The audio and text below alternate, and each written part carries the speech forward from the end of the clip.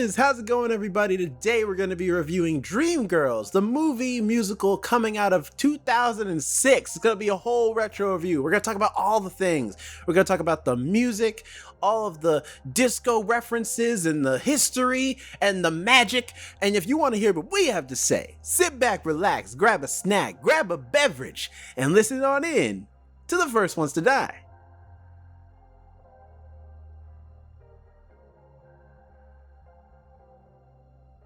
You know, even though I don't got my glasses on, I can still see your face. Can you? Yeah, I can feel it. I feel now. the teeth. I feel them shining.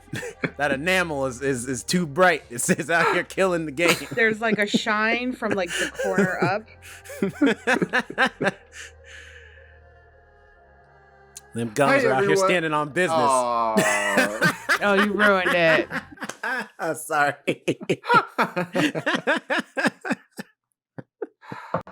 Hey everyone, welcome to the First Ones to Die podcast. My name is Jonathan. I'm here with Alex and Jerome. We're back for another week. How are y'all doing? How are you doing, Alex? I'm doing good.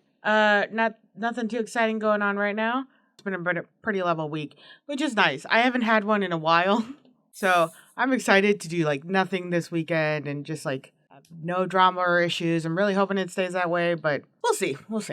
So, but how are you guys doing? How are you doing, Jonathan? Good. The week went by kind of quick, which was really nice. So I'm excited for the weekend. It's going to be pretty relaxing. A big event at work next week, so prepping for that. Watching for any of the Love is Blind lovers out there. This season is good, in my opinion. It's not like the tip of the top for Love is Blind, but it's been entertaining. So for context, I know you guys don't watch Love is Blind, but I'll talk about this one couple. So there was the guy, his name is Jimmy. The girl, her name is Chelsea, and they were in a love triangle. Chelsea had another option named Trevor, and Jimmy had another option named Jennifer. I forget her name, but he had another option. She and him, his other option and him, they were really connecting. They were really getting along, and he was her first choice. But then she said she had a daughter, and he was like, I'm going to head out. So he ended up choosing Chelsea. Do I look like Captain Save a Ho to you?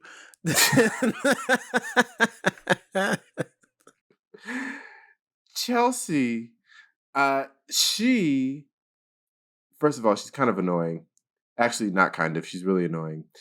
But Chelsea, That's pretty bad when you're calling somebody annoying. Jonathan's the nicest person ever. You can have all the flaws in the world, and he'll still be like, I mean, I don't know. You still got a steady heartbeat. That's something, you know?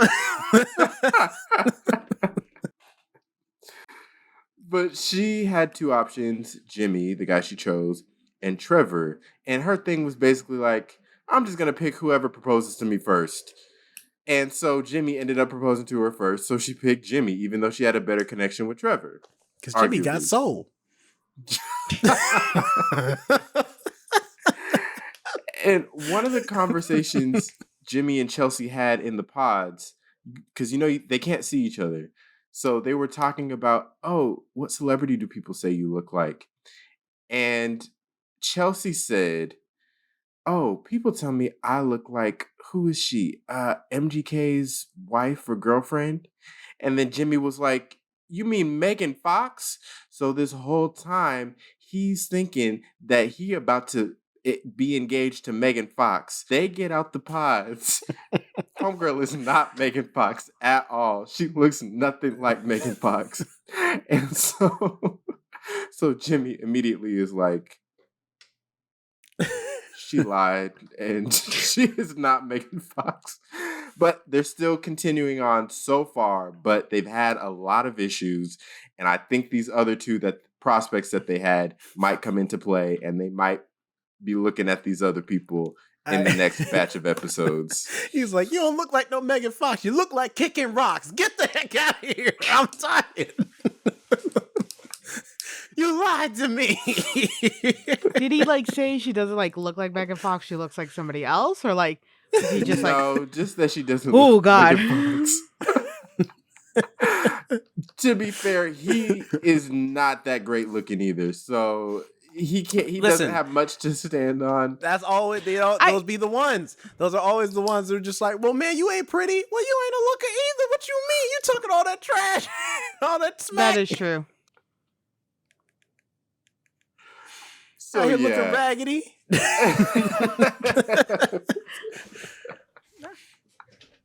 Listen, that's why I'm glad for the girlfriend I got now. Listen, I know what I got to don't have, all right? I know I could floss my teeth with a mattress, okay? In between my two front teeth, I get that. Oh. But she loves me First anyway. Of all, I got the same gap you do.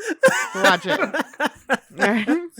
We all can't have flawless teeth like Jonathan. I used to have a gap before I got braces. I had braces.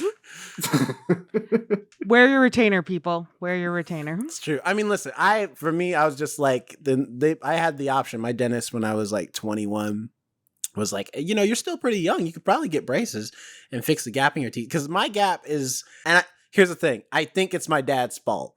And here's why. Because mind you, my dad does have a natural gap in his teeth.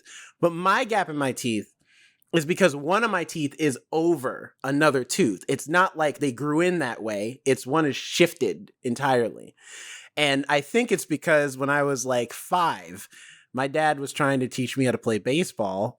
Mind you, though, I'm 5 and I've never played before. And my dad, not understanding that, threw the regular actual baseball, and mind you, I have a plastic like little like the kitty bat. Like kitty bat that like collapses. It's a collapsible bat, so it has no structural integrity at all. And he's playing with me with a real baseball, throws it, and my face, and I took the whole hit right in my mouth. And in my head, I'm just like, that probably is why my teeth didn't grow in right.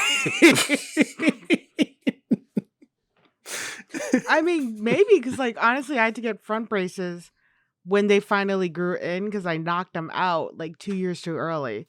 So when the new ones grew in, they grew in all wonky. You took out your own braces? Yeah. No. I had a weird way of eating apples that eventually knocked out my 4 front teeth a couple years earlier than they should have fallen out. Oh. So for like 2 years, I didn't have front teeth. And then they grew in all wonky, probably because of the way I kept hitting them. So my teeth are my own fault. I admit it. I'm pretty sure, your dad messed you up.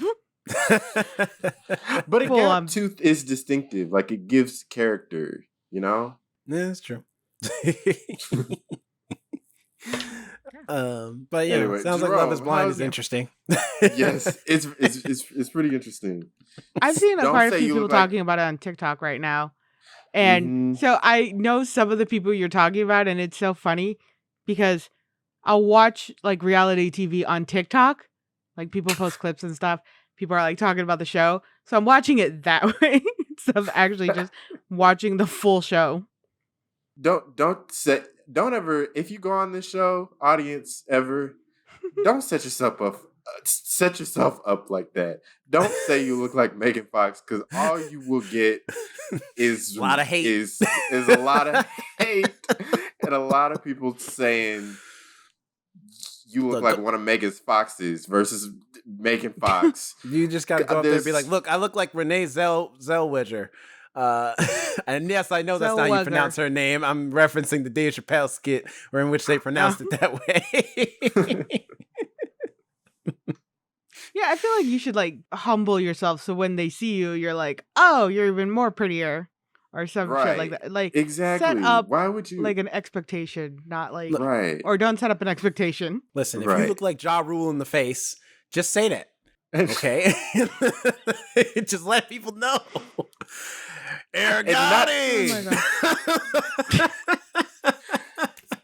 Not to say that she's ugly, just to say that she does not look like Megan Fox. She does not look like Megan Fox at all. Disclaimer: she's not ugly, but she's just not Megan She's Fox. not Megan Fox, Right. like very few Which is people like- aren't. I mean, heck, before Megan Fox saw a doctor, she didn't even look like Megan Fox as we know I'm her today. done. So, I'm Well, I feel done. like when you talk about Megan Fox, you're talking pre-surgery Megan Fox. I still have like before not when you the filler. reference like MGK, because she didn't get with MGK Oh. until after. All right, fair enough. Yeah, if he's referenced. Which Although they're makes broken the up fact that now, she- right? And the fact that she said MGK's wife, like you, she got on my nerves. No, Megan Fox has had her own career. She is not by going by She was famous MGK's before wife. him. Right? She just been like Transformers. I don't like those movies, Jennifer's but I'll Body. give her credit. Jennifer's Body. You know what I'm saying? That's like Simone Biles' husband trying to pull that shit, Oh, whatever his yeah. name is. I really actually don't know his I don't, name. which is crazy because I don't know why But- Megan Fox got plastic surgery because she was very cute before she got plastic surgery. She looked really. She was. I remember seeing that episode of 2.5 Men where she was a guest star on that show, and I was like, man, you're cute. Don't know why. I mean, it's the way of Hollywood. I think it's the same reason why all the celebrities now have veneers. Oh, I thought you were gonna say our on Ozempic. Well, yeah. Well, it's not just celebrities; those are like normal people too, which is just ridiculous. Because I saw, I forgot where it was, but I saw somebody talking about it. How when they got off of it, they ended up gaining twice as much weight back. Yeah, apparently that's the thing. Apparently, if you stop it, you will just get bigger. Well, I mean, they take it and they don't adjust their lifestyle. They don't adjust their habits, their eating habits, their exercising. They take it as a quick way to lose weight. And then, of course, when you get off this medication, you're going to get bigger because you haven't adjusted anything to yourself. You just. But no, I was saying the veneers thing because like every exactly. celebrity has the same weird, more teeth than they should have in their mouth type of thing going on. Mhm. Yeah, I was listening to I think it was Kev on Stage. I saw this on the internet, and they were talking about how it all looks like your whole mouth looks like it's full of 2 front teeth with veneers. It really does. Yeah. Because you don't have like the canines that are like Well, like, supposed to be sharper. You know. You have like very nice teeth, Jonathan, but you can clearly Oh, tell thank you. your teeth are different sizes and like different shapes. You can see your canines and everything. Yeah, all their teeth look exactly the same. And somebody was talking about like, oh, if there's ever a zombie apocalypse happening, celebrities won't survive because once the veneers fall out, because those aren't permanent things, they just have the little tooth nubbins underneath because they shave your Mhm. teeth. Yeah, so all they got is the little nubbins underneath. They're not going to be able to eat.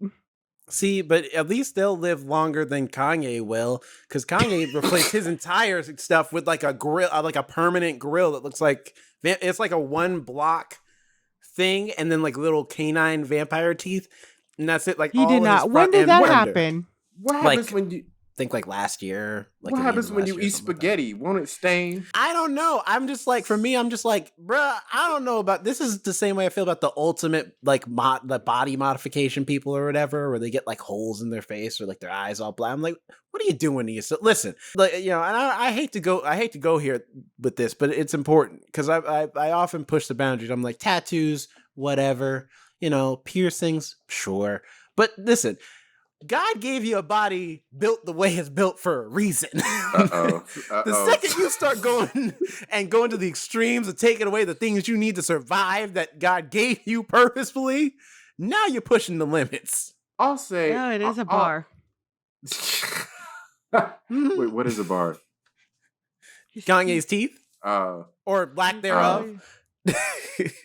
I'll say you do you. I'll say do whatever. I'm living in Hollywood, so we got BBLs up the yin yang. That is true. The BBL like craze is maddening, and it's kind of freaking me out now because it's a thing where I don't know. It's freaking me out in that I'm seeing like you see a lot of women, and I'm just like, that can't be healthy. It just don't look right. Your whole butt shouldn't still look like you standing up when you sitting down. That's a problem. Well, the you whole sitting issue down, with a meanwhile lot there's of 2 those. mounds on the back of your back, standing up at attention the whole time. Good Lord. Well, the whole thing with that is that like people get this plastic surgery thinking like, oh, I'm gonna look great. They don't understand after a few years, you're gonna have to get stuff redone. Things fall, things move, things shift in your body, such as like with all those fillers, those move down. once you get fillers, you're told to massage to keep it in place. Like, I don't think they're just focusing on like, what can I look like now? And like, if it does make you feel better now, because like I got tattoos, I got my own body modifications, like Jonathan said, you do you, but you also need to think about long-term consequences about Right, that type of stuff. tattoos, because I feel like tattoos are different. Even people who get like the full body tattoo, I'm like, if that feels comfortable to you, and you're not really doing much damage unless you're going to an unhealthy place to get your tattoos, in which case then it's a concern. There was like this guy in Mexico. Never go into the ocean once you get a tattoo, because that's technically an open wound and you shouldn't go in the ocean. This guy got a tattoo, went into the ocean, and like lost his whole fucking leg because it turned septic. So it's like you gotta take care of yourself if you do get tattoos. But it's like, if you go into a healthy place, a clean place, getting tattoos, and then they give you proper instruction, proper lotion, all those things. Do you? That's great. There's nothing wrong with that. I mean, they're like, granted, I do know, I've met some of those Puritan Christians that are like, but your body's a temple, and you're putting marks on it. It's like, it's fine. It's whatever. Especially if you put Jesus on it. Like, now the temple has a cross on it. It didn't have a cross on it 2 seconds ago until I went to the tattoo parlor. All right? I'm decorating for the Lord. The scripture. Yeah, I put a scripture on it. John 3:16's on here. But I'm just saying. I'm gonna use that next time I get into an argument. That's actually pretty good. That's a solid one. Listen, the temple has no symbols on it, so I'm gonna put some symbols on it so people know what the temple's all about. As long as they make sense, for some people. How did we get here? Nah, I'm just saying. How did we? Jerome, how's your week been? How has your week been? It's been good. It's been good. It's been less chaotic.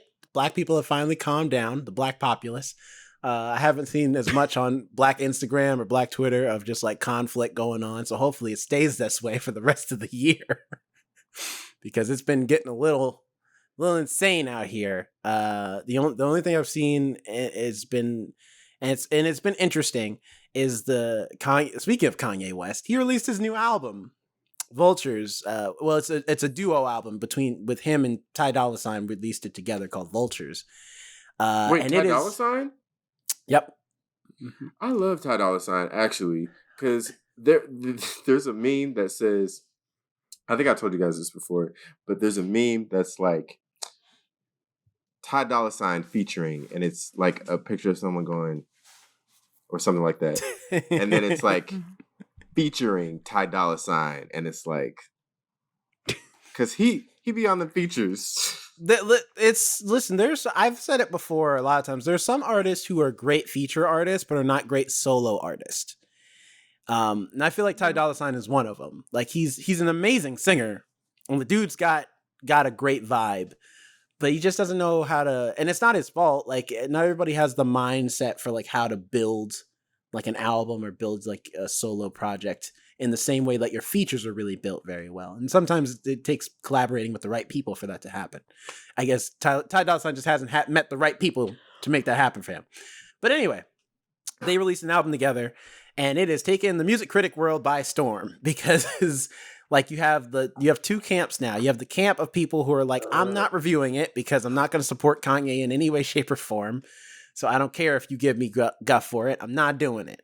And then you have the other people on the other side who are like, I have to review it. It's my job.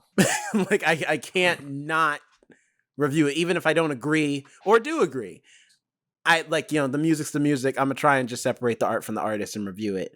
And it's led to a lot of discourse amongst like Kanye fans and not Kanye fans who are like arguing about whether that is the right thing to do or not the right thing to do. If you ask me, I feel like I stand with the critics who are like, if you don't support him, don't review it. Yeah, Gibson, you tell. See, Gibson's aside. Gibson, he was clear about his stance there. But yeah, I just I think it's interesting to see like the discourse that Kanye has caused. I think even although I think it's over for the man, for real. I don't know. He keeps coming back. Yeah, No, no, no. I don't it think just it's keeps over coming for his back. music career. I mean, the days of us considering him like the legendary Kanye West, I think is Oh, kind of over. I think we'll regard him as someone who was a great artist and definitely changed the hip hop um, space forever, but eventually fell from grace drastically. So I I don't wish know. you I hadn't haven't told me listened to about the the teeth album. thing. I oh, listen, it's been a whole thing. His new wife has also been all over the I just Instagrams forget too. that he has a new wife. Yeah, a lot of people did. Which is surprising because if you've seen any pictures with Kanye and them together, like you've at least seen her whole naked body in some way, shape, or form. It's just a weird thing going on. So that was interesting. Just something I interestingly thought about this week. And then also, we got a trailer for the Borderlands movie, which I'm a huge Borderlands fan. I love the video games. I've played all of them except the Tales from the Borderlands because it's made by a different company. But all of them are really dope. They're really funny and interesting, unique. Basically, I don't know if either of you have heard of or played Borderlands before. I've heard of I've heard of Borderlands. it, Yeah, I haven't played but it. not played it.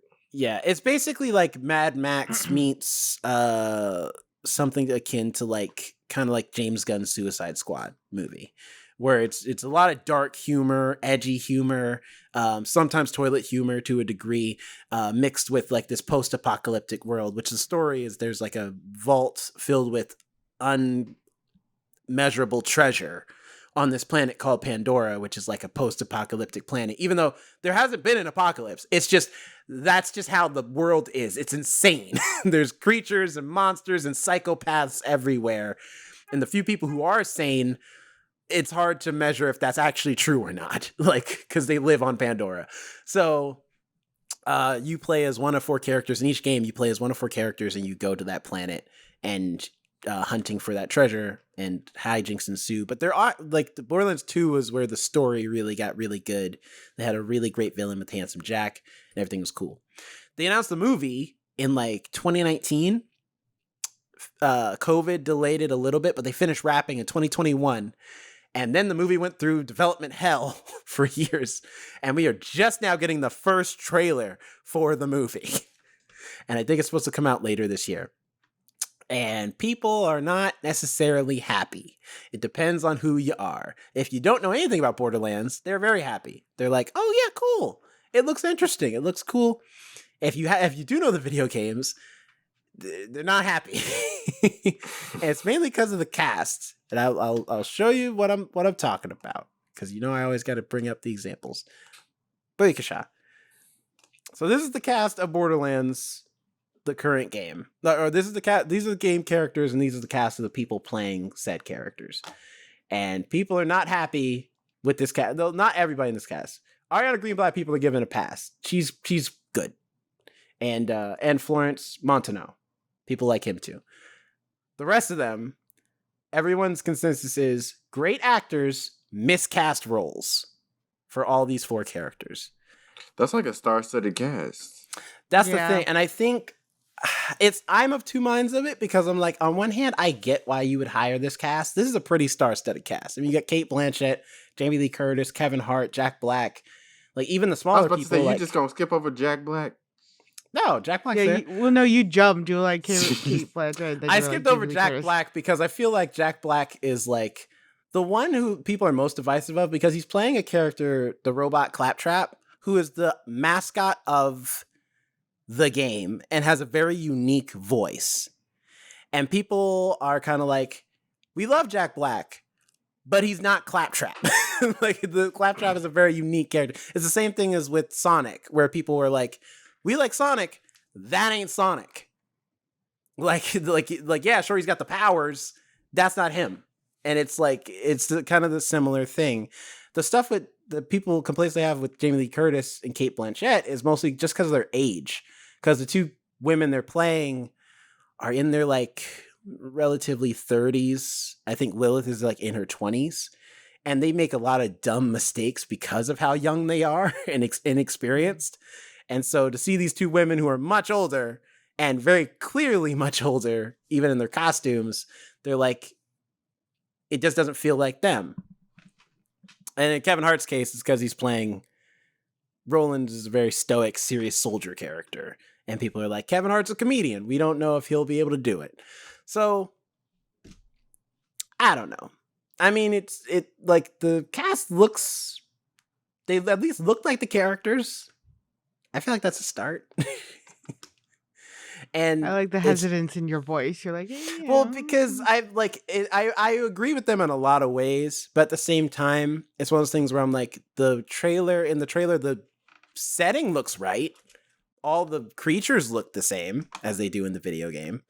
And also, it's a trailer. The movie isn't out yet. So, I'm hesitant, but I'm willing to give it a chance. But yeah, that's been my week. Otherwise, nothing else interesting has been happening. I've just been working and staying afloat. That's pretty much it. Nice. Well, you know what else floats? Dreams. And that is why we are going to be talking about, in honor of Black History Month, we're throwing it back. We're doing another retro review. We haven't done one in a minute, but we're throwing it back to Dreamgirls. That's right, the 2006 musical drama film written and directed by Bill Condon. Dreamgirls is adapted from the 1981 Broadway musical of the same name. The story follows the history and evolution of American R&B music during the 1960s and 70s through the eyes of a Detroit girl group known as The Dreams and their manipulative record executive. Star-studded cast, all right? We got Jamie Foxx, Beyonce, Eddie Murphy, Danny Glover, Anika Noni Rose, Keith Robinson, and introducing Jennifer Hudson. Yeah. Which, of course, she won the Oscar for Best Supporting Actress. Also, mind you, do you know what came out the same day and that year? Ooh, around Dreamgirls? What? Was it The Pursuit of Happiness? Yes. Well, yes, The Pursuit of Happiness was one of them. Oh. That is okay. That movie came out the same day, but also I figured because I remember watching them around the same time. Yeah, the Aragon movie also came out that same day. Charlotte's Web came out the same day. The live action adaptation of Charlotte's Web came out that same day. There was a live action? I didn't know that. Mm-hmm. December was an interesting month that year because I'm looking at it. Like Rocky Balboa came out that year as well. So did Night at the Museum. Would come out the next week, like the first one. A lot of heavy hitters. Yeah. You know what came out Marshall came out that same day on that movie. Children of Men came out December was stacked that year. You know what came out earlier that year? High School Musical. Oh, interesting. That's true. Also, last one. Yeah. Last one. Pan's Labyrinth also came out. That was one of the last movies to come out, December 29th. That was in 2006 only? Mm-hmm. No, I thought Pan's Labyrinth was older. Nope. I could have sworn it was from the 90s. Pan's Labyrinth came out December 29th, 2006. I genuinely have a hard time believing that. I could have sworn it came out when I was like a child, not a teenager. Dude, god damn, like December really was the craziest month of 2006. Apocalypto came out that month. And Blood Diamond. And Unaccompanied Minors. Oh my god, Blood Diamond. That movie made me remember break. Unaccompanied Minors. Mm-hmm. Oh yeah, wait. My twin, Tyler James Williams. Was he in that? Nope. I'm thinking of a different movie then. Oh no, wait, that's the one where they're all in the airport, right? Yep. Mm-hmm. Yeah, okay. Yeah, no, I remember it now. Yeah, man, like it's insane. The 2006 was a crazy year. Happy Feet came out this year. Mm-hmm. Like a month prior. Yeah, 2006. Great year for movies. You know what came out the next summer? What? Hairspray. Interesting, yeah. If you want to watch our Hairspray review, it's on the channel. Anyway, enough of the blast in the past. We're here to talk about Dreamgirls. Enough of the blast in the past. Let's talk about this almost 20-year-old movie. Well, I'm saying, we were talking about other movies that aren't the movie. All right, this time, like Dreamgirls. Dreamgirls. I think a good place to start is Jennifer Hudson because let's be honest, this is her movie. Yes, and Absolutely. Normally with our reviews, we go through a non-spoiler section. We, give our general thoughts and then go into spoilers. But if you ain't seen this movie yet, either stop here, watch, and then come back, or just stay along. You're 20 years late, all right? Continue. Hell, there are children younger than this movie. My God, it's true. The Billie Eilishes and the Olivia Rodrigos, they're almost as old as this movie. But yeah, no, Jennifer Hudson is the standout easily. And I think Jennifer Hudson is especially cool this movie because this is her redemption, like wholeheartedly. Because for those who don't know, Jennifer Hudson originally was already kind of famous for being on American Idol, like a few years prior. And I remember watching her.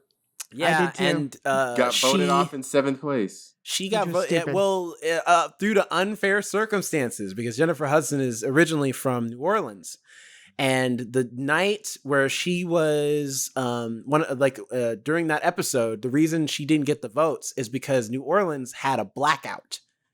So all the people who would have called in, because this is back in the day when there was no internet like it is today. Back then, you had to call in and vote and send your votes in. Nobody could get to the phone. You could text too. So you could text too. You could text. That's true.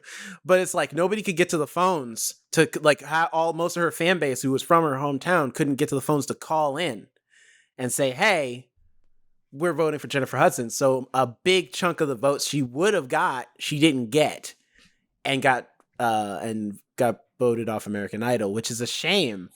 And in fact, even I watched a documentary finding out about that, about Jennifer Hudson. Like, it's like a TV documentary thing. But I think Simon Cowell came on and said, yeah, we were surprised as judges that she got voted off. We thought for sure she was going to go the whole way.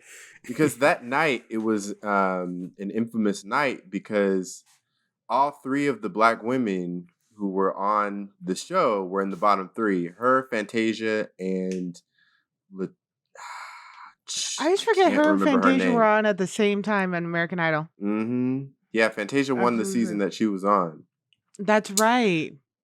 They did a cute little reunion on the Jennifer Hudson show when Fantasia was promoting The Color Purple, and Fantasia tried to talk about, she was bringing up, remember when they tried to put us in the bottom three? And Jennifer Hudson kept trying to change the subject. It must be a sore subject for her. She's probably just I remember distinctly you standing on that stage where I was supposed getting my flowers and my win and everything. I remember that very vividly. Yes. You had to have a whole city black out just so I can't go forward. That'd be funny if Fantasia shut all of New Orleans down. The New Orleans blackout was due to Fantasia. She just had to, she knew what she had to do. Shut the whole city down. She knew what she had to do. No, she did what she had to do. She did what she had to do. That's right. I'm sure they're big time friends. Yeah, for sure. But I do remember when it's crazy because back then I remember being in the pop culture world still as much as I am today. And I remember when either the trailer came out or they showed the first image of Jennifer Hudson, Beyonce, and Anika Noni Rose. Sorry, I stand corrected. I said New Orleans. I meant Chicago. She's from Chicago. I'm going to get it right. Okay. Sorry, go ahead. Chicago. Hey, I lived in Chicago in 2006. Where was there a blackout? Where was I? I don't know. I remember, I don't remember. While you're looking up that, so when the first images came out of Jennifer Hudson in costume, and they announced, oh, Jennifer Hudson is going to be playing this role in Dreamgirls with Beyonce and all these other stars, I was like, oh my gosh, that's Jennifer Hudson from American Idol. Good for her.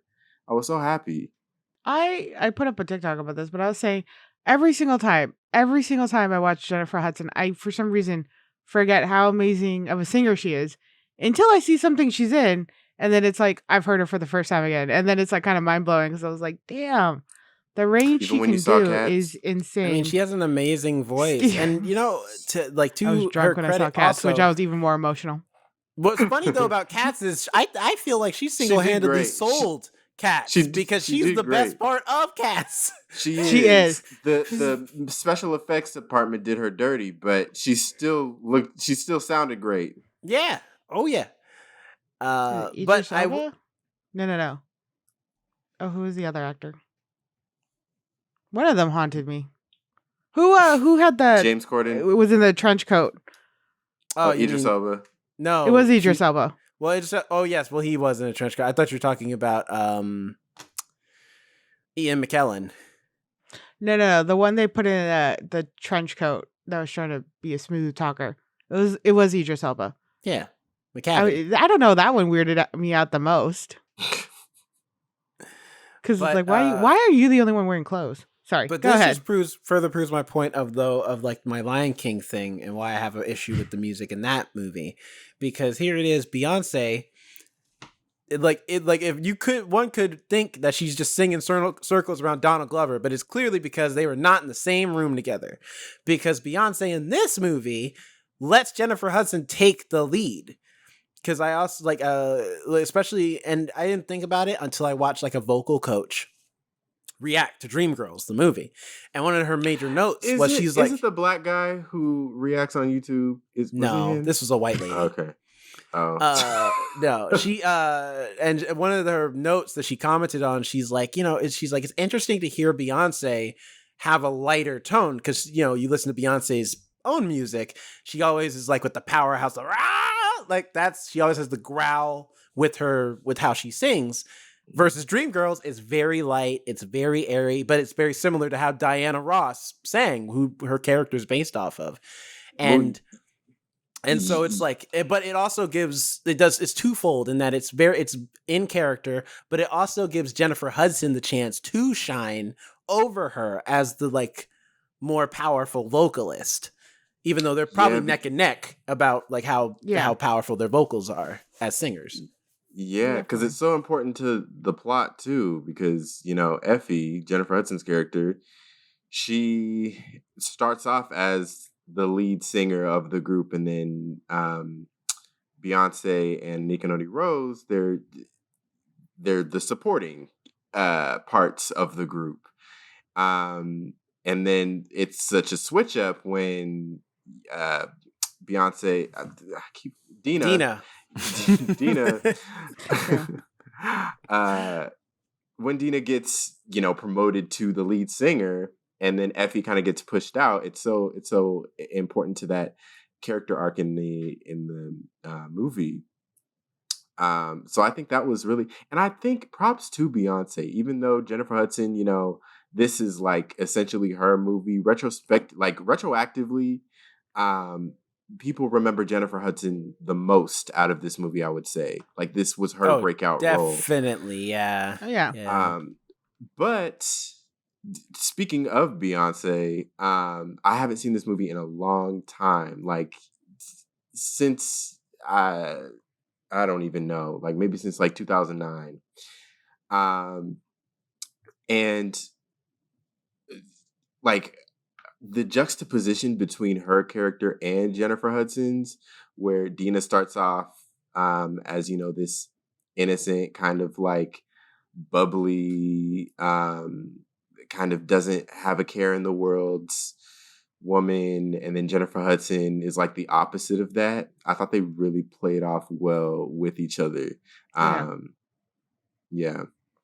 Although, here's the thing. I don't understand why she was nominated for Best Supporting Actress and not Best Actress. Because who the hell was the lead then, by your definition, Academy?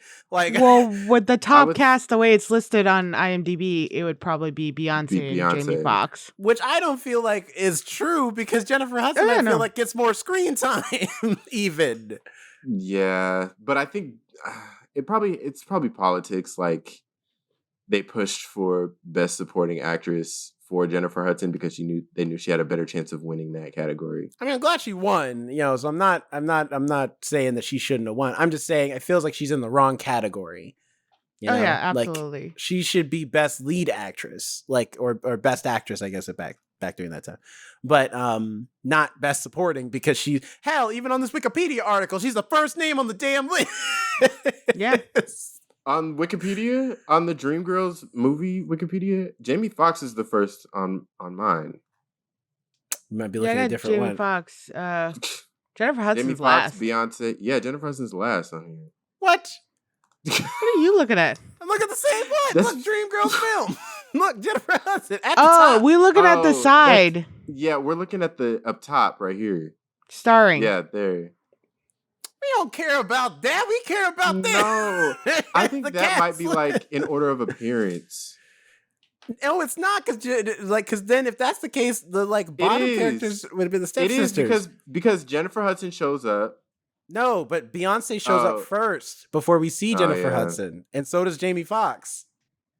Someone retroactively put that in because they're like, this is Jennifer Hudson's movie. Yeah. But they're like, if you look doing at the justice. posters, it says Jamie Foxx, Beyonce, Eddie Murphy, and then they added in for like the DVDs and stuff, and introducing Academy Award winner Jennifer Hudson. They Now, didn't that have is her on the true. billing She didn't at have all. a name before this movie. Like Yeah. that's who they were selling the movie off of. I remember that specifically was Jamie Foxx and Beyonce and Eddie Murphy.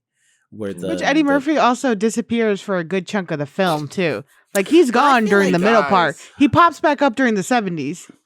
I think that's then good dies. though, because like it shows how willing Eddie Murphy is to be. Like I think his nomination as best supporting actor makes sense. He is a supporting Oh yeah, actor. He is not in this movie for very long, but when he is there, he shines. He makes an impact. He does. He Did you shines know- heavy. Did you know that he left the ceremony after he lost his category? He walked out. He's like, I'm done. You would too. This man, Yeah. like Eddie Murphy, worked his ass off for this movie. But here's the As thing. he should. Here's the thing. I think a lot of people commented about this, and I think it's very true because the same year that Dreamgirls came out, we also had another movie come out. No, actually, no. Shortly after Dreamgirls came out, another movie came out a couple months later, and that movie was Norbit. Mm. Oh, And a lot of talk people about how think that ruined. A lot of people think that cost him the Oscar because they're like, we can't enable him. He's gonna think this is okay to do. We can't do that. We gotta take this away from this man. We can't pump up his ego anymore. Because all about When politics. did Norbit come out? February 9th, 2007. Oh, that would have been in the middle of Oscar voting. Oh my Yeah. gosh. That's what I'm saying. It lines up too perfectly. And when you do a role like Dreamgirls where it's no longer, you're not, I don't want to say it like this, but I'm going to say it like this, a laughing stock in your own film. You know, you're not a ridiculous character. He was a real character who went through like some serious shit, who had his career, you know, end the way it did, his life end the way it did. It was like a prominent role. And then you go and do Norbit. Mm-hmm. Norbit. And that's just like, why, man? You did this. You showed that you can really act, like properly, like award-winning acting. And then you do that. Like, you should have waited till at least after award-winning season. Release the terrible movie. Fine. Do it in the summertime or like the fall. I think that's why they Yeah. dumped it in February, because they knew the movie wasn't good. And so they're like, they're going to get the most money dropping it in, because that's what January and February are. They're the dumping grounds for movies that the studio has no faith in. That's true. Which is why we do a lot of retro reviews during this time, folks. This is true. You see what happens when we try to do regular reviews. We got Argyle and Bob Marley. Both were not hitting in different ways, mind you. Different ways, because I think Bob Marley's still pretty decent. But I Argyle still stand is at not it. Argyle. I had fun. I had fun. Not because of the movie, but you know, I still had fun. Anyway, I just want to mention before we get into like any details of the movie, paying homage to the original Broadway production and cast. That's the and how biggest that crime of this produced- movie, that Loretta Devine is the only one that got person. to be in this movie. because that there are so like the original cast. There are so many, especially the main dream girl, the main three women, have gone on to become like not household name, but like major stars in their own rights. We Yeah. got Jennifer Holliday as Effie, like that was her her role.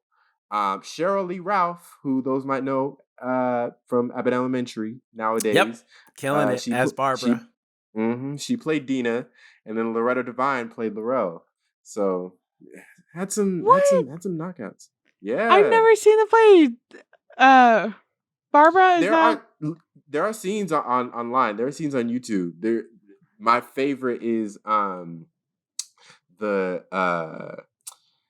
Curtis was supposed to love me. That scene where they're like arguing, singing.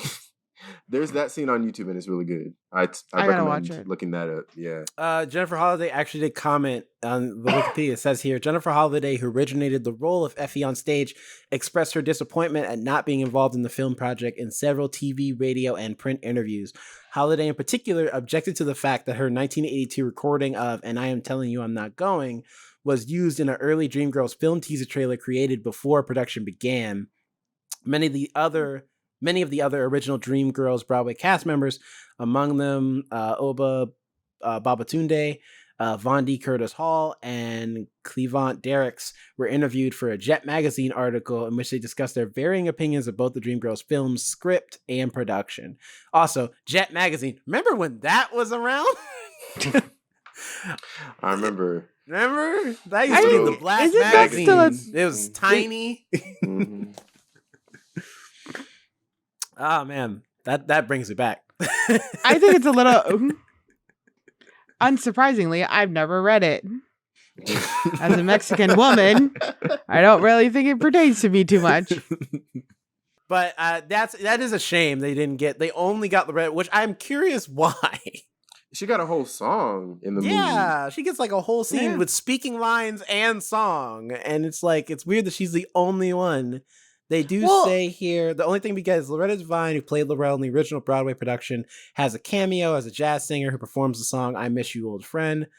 Another Dreamgirls veteran present in the film is Hinton Battle, who was the summer replacement for James Thunder Early on stage, and here portrays Curtis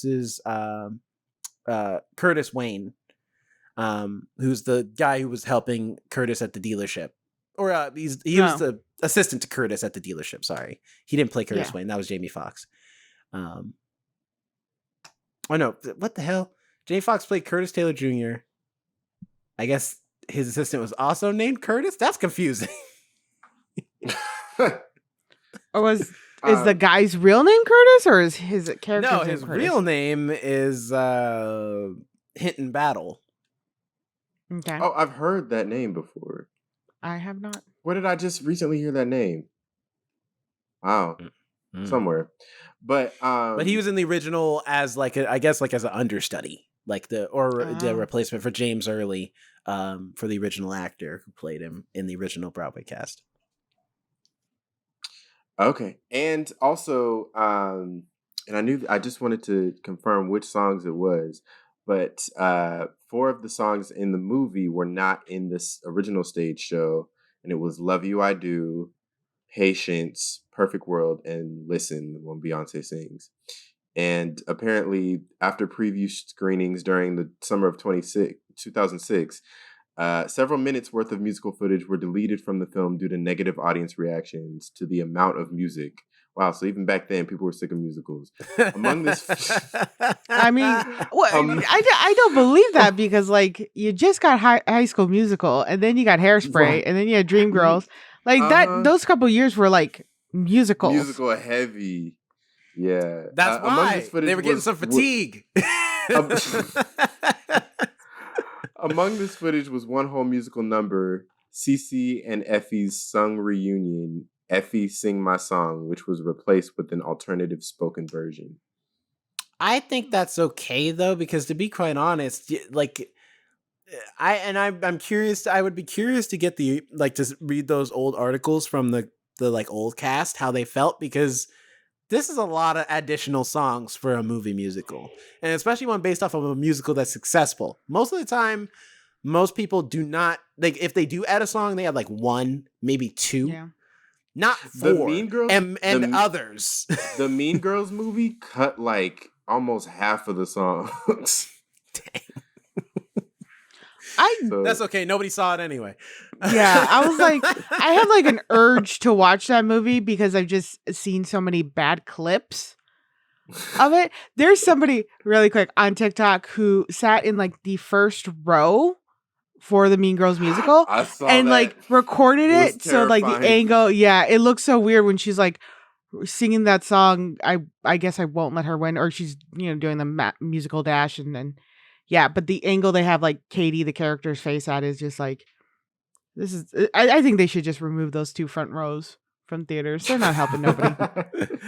Not doing anybody good. But I will say the 4 songs they added, I think all of them do a lot for the movie. I think the only one that maybe I could see them like taking Patience. out, and so do you think actually, Patience, Jonathan? No, I would say Love You, the world.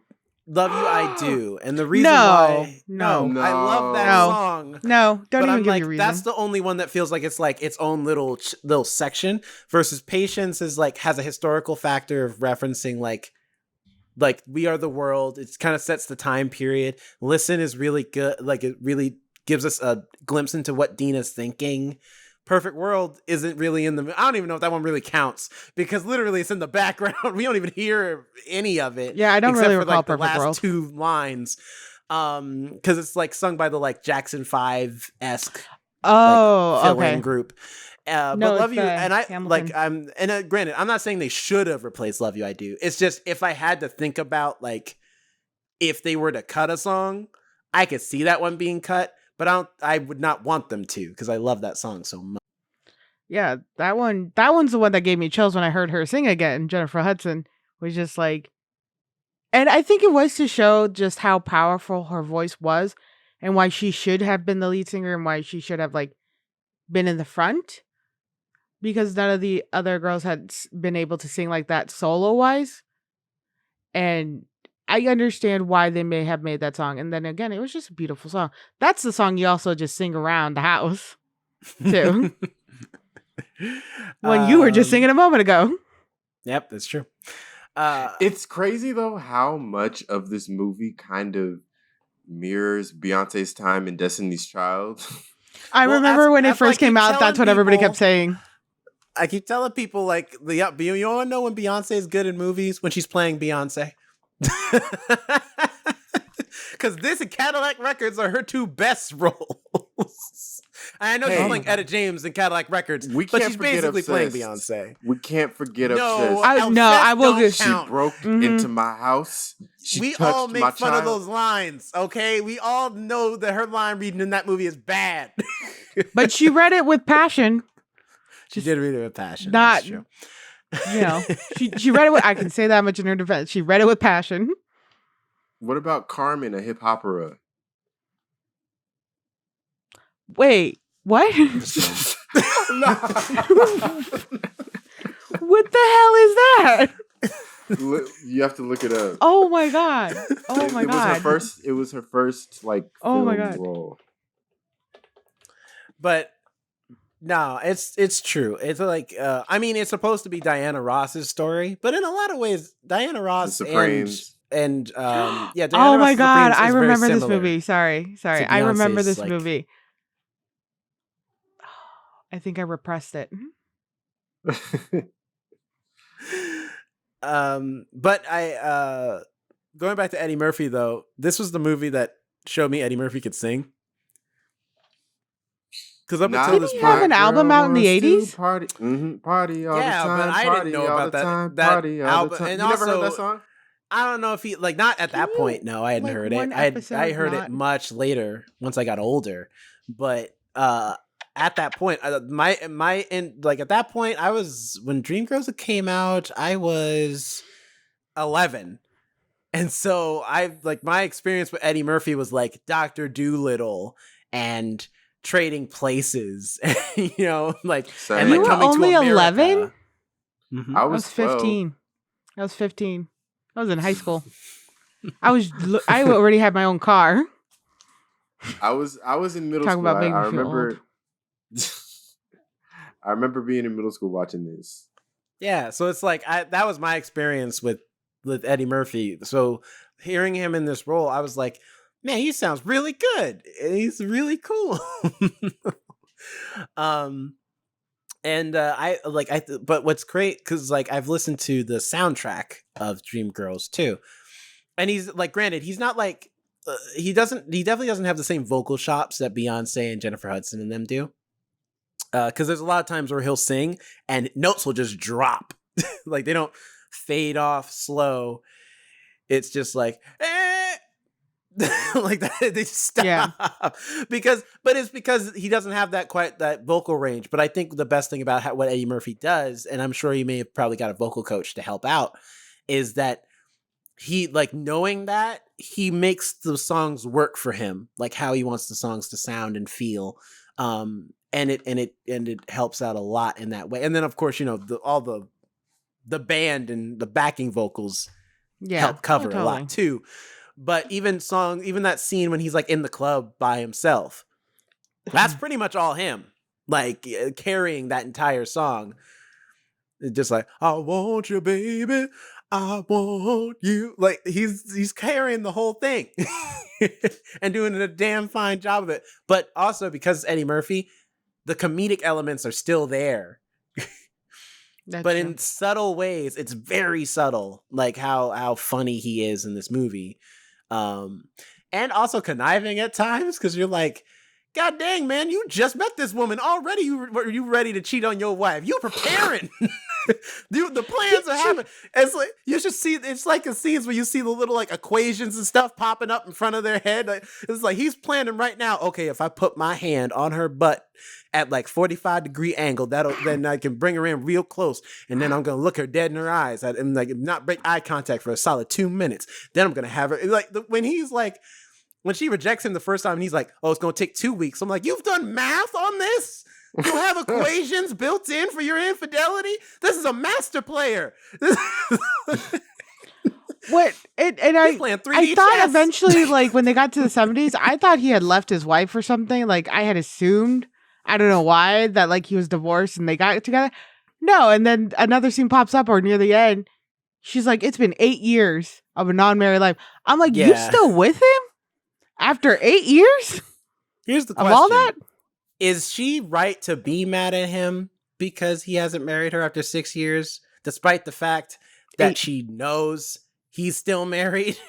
8 years. It was 8. 8? Yeah, after 8 years? Does she have the right to even be mad at that point? What'd you think was going to happen? Because at first she seemed hesitant. She was very hesitant. She was like, I don't want to get into this. And then she quickly changed her mind. Well, I didn't say quickly. Yeah. We montaged through it because it takes a while. We get into like, I think in the movie. I think we go from like the 40s into the 50s, and then she decides. So at the very least, we can say maybe 50s? Like 8 years. No, they were in the 60s. We go from the 60s to the 70s. No, I'm saying by the time like Laurel sleeps with Jimmy, that's like only from the 40s to, is it the 50s to the 60s? No, this movie starts in like 1965. Does it? Yeah, because they go through the 70s. It's in the 60s and then it goes to you jumping back decades. That would make it by the time the 70s hit. They would be like the first sentence of the Wikipedia in the 1960s, in 1960s Detroit, car sales and credit sales. Gotcha. Okay. Well, you know. You think Beyonce and them would still look the same in the 70s that they did in the 40s? You tell me Beyonce has been around since the 90s and she still look good. It's 2024. That's true. Jennifer Hudson too. But speaking of the ages, it's crazy to me how young, particularly Beyonce and Jennifer Hudson were when they filmed this movie. So when the movie came out, they were both 25, which means they filmed it when they were like 23, 24. Anika Noni Rose was 34 when this movie came out. So she was a whole decade older than Beyonce and Jennifer Hudson. When we hit like the later years of the movie in the 70s and she's got her like mama cut, you know, the like bangs with the like drop it and it's all... You're like, this suits you. Yeah, I'm like, you look like somebody's auntie right now. Well, because she's supposed to be 18 down to the Marshalls to get you some scented candles right now. Because they're supposed to be like 18 at the beginning of the movie. That's the funny thing. She's supposed to be the youngest, and she looks the oldest at the beginning of the movie. But she still looks great. She still looks amazing. No, she and does. Still, like, Absolutely. Anika Noni Oh, Rose yeah. looks amazing still. She's 51 now, and she still looks great. Oh yeah, she still looks like she's in her 30s to this day. Like she's but I think what helps is that even though Anika Noni Rose wasn't the age to like even be close to 18, her acting fills the role. Like she feels like an 18-year-old who's super eager and like ready to go. Like Yeah. especially that, like, what can Jimmy do for you, baby? Well, Mr. Early. Like she's like, it's like she sells it as like this 18-year-old shy girl with no experience Yeah. who's just happy to be singing on a stage, and that's all she wants out of life. And then for Jennifer Hudson, once they get to those older years, when she has a kid and she's like a mom, she really she sells that she is a lot older than 25. Listen, Yeah. there's a lot of She bad has- wig can do for somebody. You know what I'm saying? Like, because that afro was given, I'm black and I'm tired. So-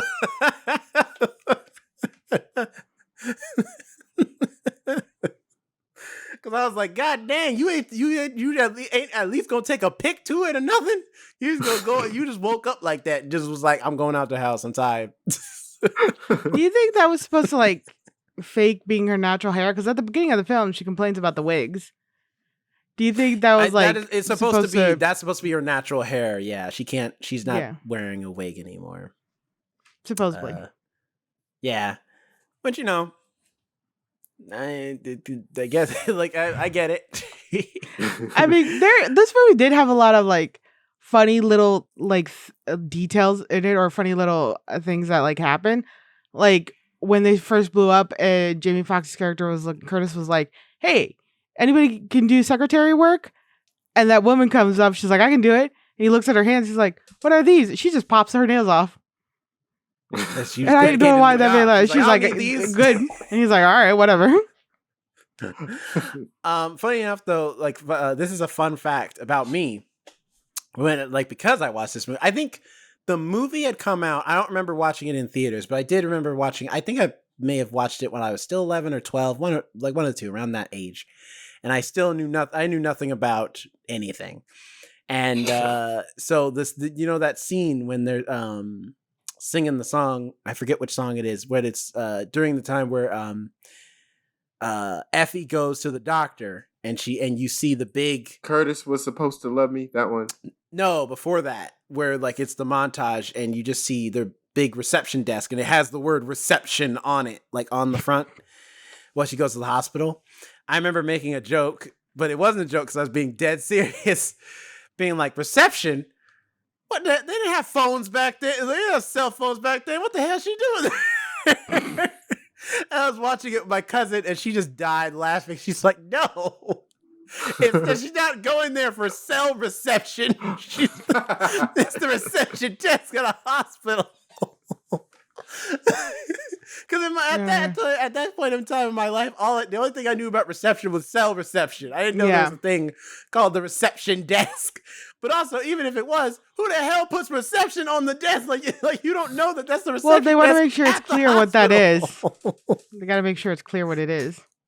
You don't want to mistake it for, like a table or something. It's clearly the receptionist desk. I guess. Yeah, Jamie Foxx, man, he is the most conniving dude in this whole movie, for real. Mm-hmm. I wish he sang a bit more in the movie. You know that though, I like him kind of being the like snake in the background. I think it works really well. But I do love his voice. What if he had a song that said, "I'm the snake in the background" or something like that? I mean, "Step Into the Bad Side" is my like second favorite song. First favorite is definitely like "I'm Not Going." And I'm telling you. Yeah, and I'm telling you. But the like like the second favorite, like step into the bad side. Like the way it progresses from it's like starting with the step into the bad side, ooh, ooh, ooh, and then it becomes this disco funk gospel vibe when it gets to the Jimmy and the Dreamettes. I'm like, yo, like this song doesn't stop giving Black excellence the entire time. I laughed a little bit at the beginning from when they go from the poker game, like when they're doing their illegal activity. I don't know why the singing and the dancing during the illegal activity made it feel a little less badass. Just like when you start snapping your fingers down an alleyway. What you weren't kills the feeling mood. when he had all the fellas in the dance hall and he was just like, all right, fellas, now step, ball, pivot, drop. I mean, they were all amazing dancers. I will say that. Choreograph was great. Yeah, but it felt less threatening after a minute.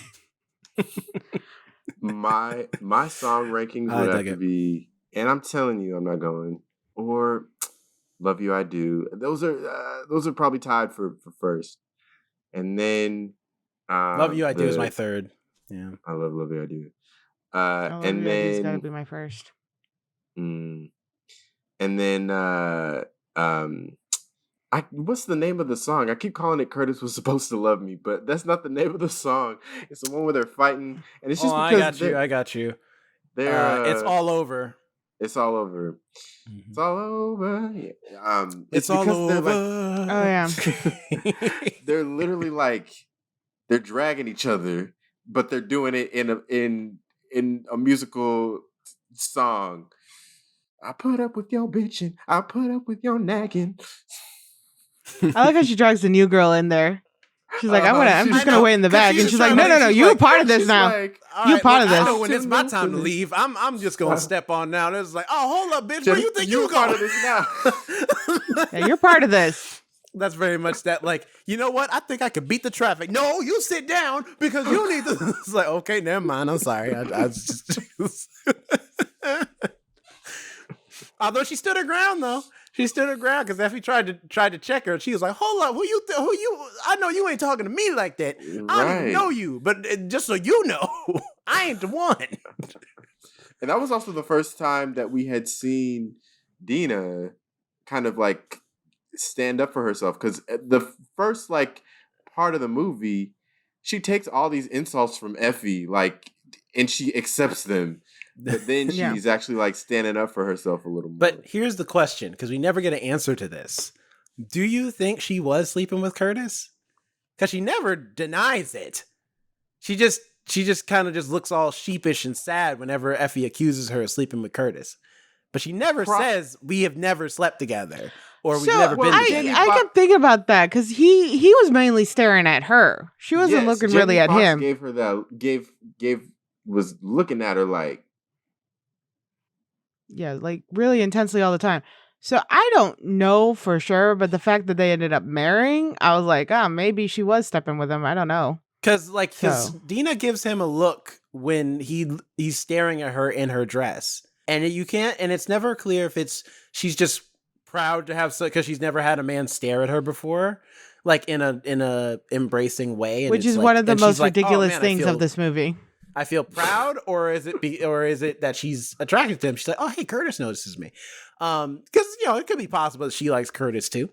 Like he is the man that like got her big break after she talked to Curtis first, before Effie even got a chance to talk with Curtis. So I feel like it's possible. But I think that's just an interesting thing in the movie. We never get an answer to that on whether or not Dina did that. I don't think so entirely, because when they were talking about oh shit, I forgot her name already. The third girl, Laurel, thank you. Laurel's character, about how she was sleeping with Jimmy. Dina was like, "Yeah, you shouldn't do that. That's not cool." And she's like, you think I'm just a child. You think I don't know how the world works. Blah blah blah. And she's like, "You have some decency." And another factor was that her character presented in the beginning wouldn't have done that, because she did care a lot about Effie. She was, when Curtis was like, "Oh, you're going to be a front line," she's like, "No, Effie should. Effie should be in the front and center and everything like that. So I don't necessarily think her character was sleeping with Curtis, but I think they definitely left it up to the audience's imagination. But I do know that they definitely made sure that Curtis was showed how much interest he had in Dina. Mm-hmm. Also, I thought it was a little weird. I don't know, when he's when she's like, "Oh, do you like real women?" Was it? And he's like, "Oh, my sisters are real women." And so I'm going to date you. I would never say compare a partner to my sister. And be like, I'm going to date him because of those qualities. In fact, I'm probably going to stay away from you because of those qualities.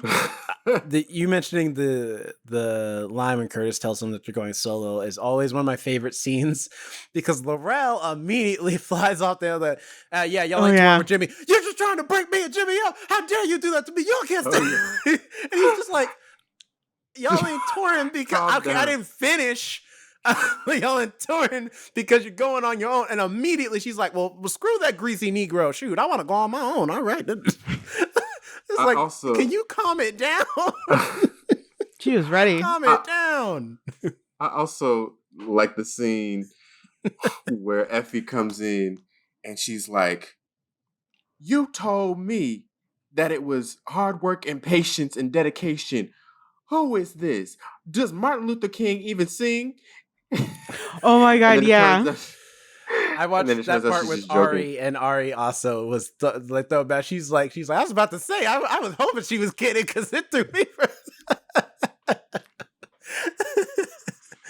No, I thought the same thing because I hadn't seen Dreamgirls before, and I was like, oh wow, I'm like, did they make her character that self-absorbed? I also really like the scene when the riot's happening, and Effie's out in the street. So when Curtis goes to grab her, and they see the two people driving by in the car, he's like, black-owned business, and they're like, okay. They're just like, okay. Which, although I didn't realize how historically, and that's, I think, the biggest thing I think this movie has going for it too, and part of why we're talking about it for Black History Month, because of how many references to Black history is in this movie. Granted, overall, it's a history of similar to the rise of Motown and all of those things, and a lot of characters are stand-ins for big Motown artists. Yeah, Jackson 5. We see the main characters are Diana Ross. Jimmy Thunder Early is definitely supposed to be like James Brown and other people. Cece, I saw, is supposed to be like Smokey Robinson. So there's a lot of historical factors, but then also just what's happening at the time is reflected in this movie as well. And I think that was a really cool moment where it's after the death of Martin Luther King, they were burning the city down, and anything that wasn't black owned was getting lit up. So it's just that's a cool detail that I'm sure is not in the play, because how do you implement that into the play? That's true. It's just this. So they're we're going to utilize, and it's much like Hairspray. This movie does the same thing of be a movie. Don't waste time. We want to see the singing and the dancing, but utilize your time well. There are multiple times in this movie where songs are happening and they're singing, but it's in the background while we're doing another scene to give more information. So we're not wasting time and we're moving the story along. We can do both. If they're singing in a studio, you don't need to watch them sing in the studio for a solid 4 to 5 minutes, however long this song is. We can move on at the same time. We could show something else to give you some more information so that when we pick back up the story after this song is over, we're moving along. We're going. So it's that's I think the best testament to what makes this movie great is they don't waste your time at any point. What also makes this movie great is that the fact that it has become relevant in 2023, 2024 via TikTok through the Laurel Challenge. Now, have y'all heard of the Laurel Challenge? No, but you mentioned it last week. No, but you showed it to me. I talked about it last week. So, if you noticed, the first time they are performing as the Dreams, where they're singing, "We are Dreamettes." Or is it the Dreams or the Dreamettes? They start... No, they start as the Dreamettes, and then they go to the Dreams. Their first time performing as the Dreamettes. Towards the end of the song, when the camera is panning towards them and going around them, you see, and all you have to do is dream. And Laurel is going like this.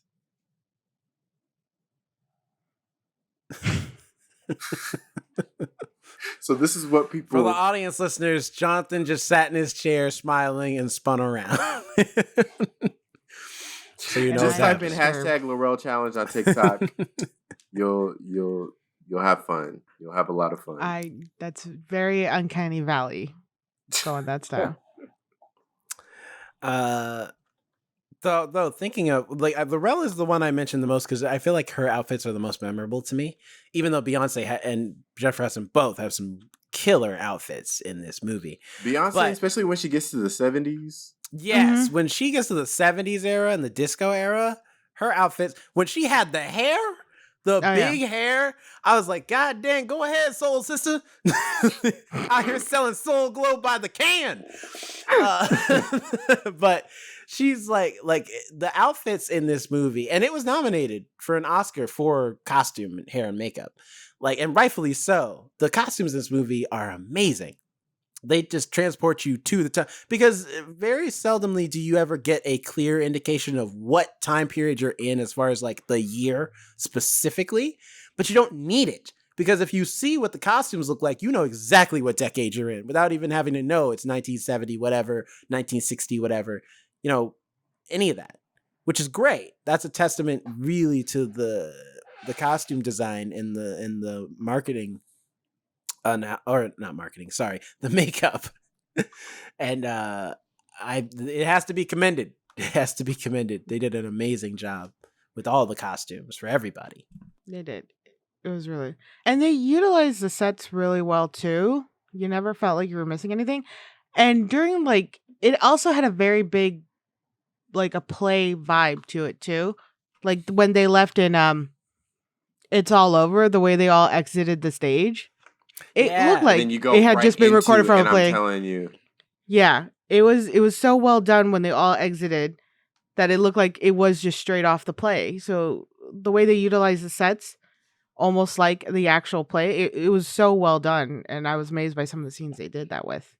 And especially because during that scene, Jennifer Hudson gets a spotlight, literally, in the stage, which is like in the world of that movie, you're like, I'm sorry, why is the spotlight operator doing his thing right now? No one's here. Why? I love the idea of like lighting, just trying to get ready for the big show because everybody's practicing.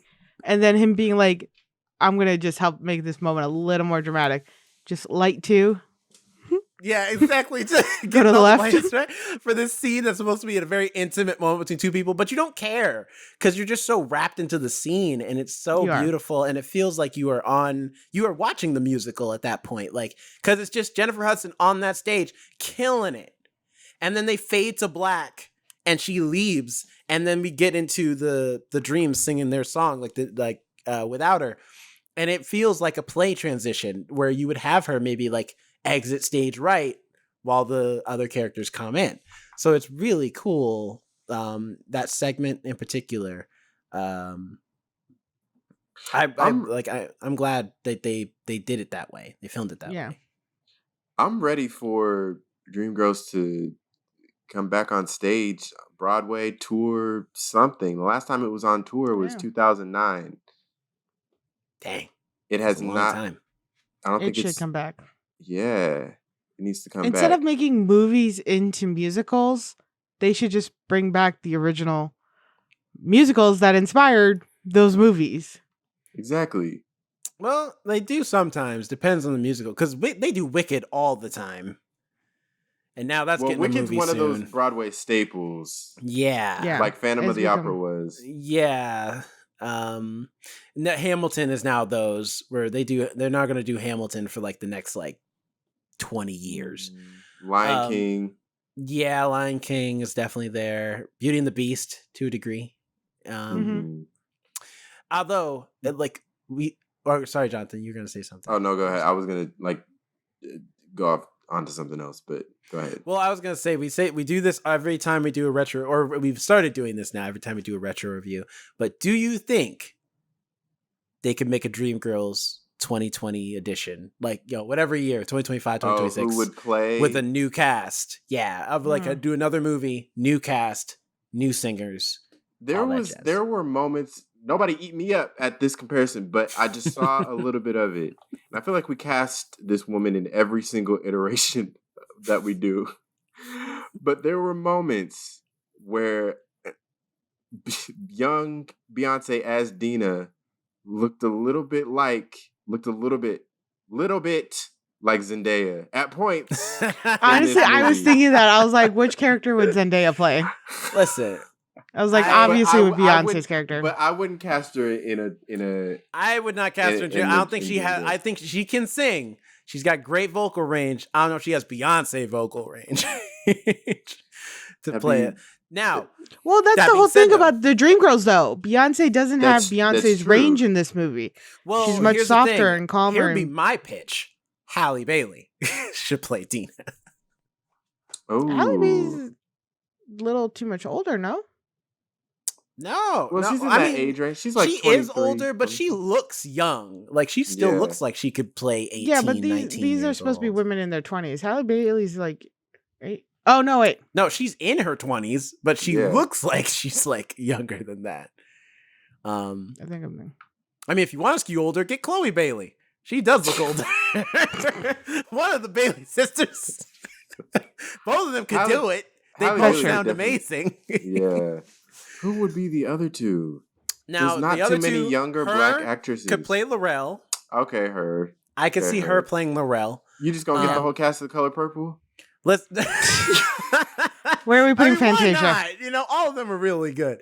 Now Effie would be a hard one. I don't know who to cast as Effie. I think just bring back Jennifer Hudson. Just bring back Jennifer Hudson. They would have to get like a new person because I don't know anybody who's popping right now who's young enough to play the role of Effie. Yeah, they would have to like search for a new singer for that one. I feel like, and then I don't know who would play the fellas. Curtis. Maybe let's put again Color Purple. Let's put what's his name? Why am I forgetting his name? Oh my gosh, I love him. What's his name? Shoot, he played Mr. in The Color Purple. Oh my god, I actually haven't watched it. Coleman Domingo. Get him to either play. Yeah, get him to play Curtis.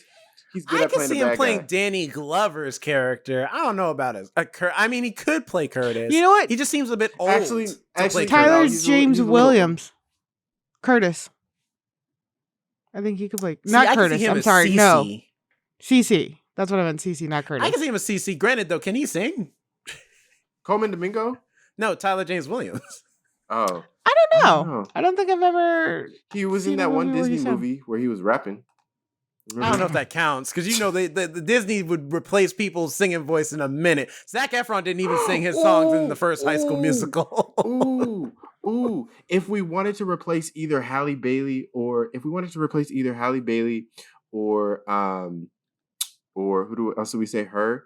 We can get Coco Jones in there. Oh, you know what? I don't know. I would love to see her as Effie though, but yeah, if not Effie, Coco Jones. She would have to put on some weight.